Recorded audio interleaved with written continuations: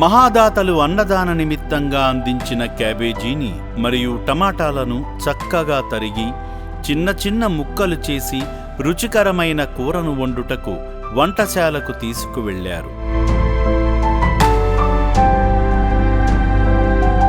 వంటశాలలో కోసిన క్యాబేజీని మరియు టమాటాలలో మసాలాలు కలిపి నోరూరించే వంటకముగా వండి ఆశ్రమంలో ఉన్న 600 మంది అభాగ్యుల ఆకలి తీర్చుటకై అన్నదాతల పేరిట వడ్డించడాన్ని కూడా మీరు కనులారా చూడవచ్చు.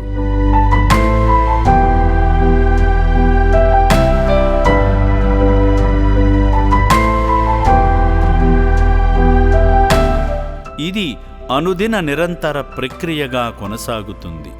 శుభ్రమైన వంటకం అనాథ జీవితానికి గొప్ప ఆరోగ్యకరం అని భావిస్తున్నాము.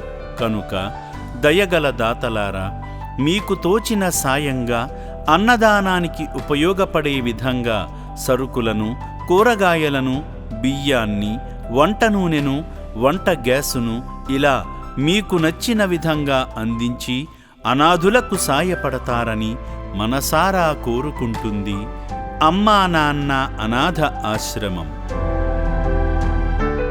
దాతలకు, సేవామూర్తులకు విన్నపం: ఈ అభాగ్యుల పట్ల మీ దయాహృదయాన్ని ఈ వీడియో చూడటం వరకే పరిమితం చేయవద్దని మనవి.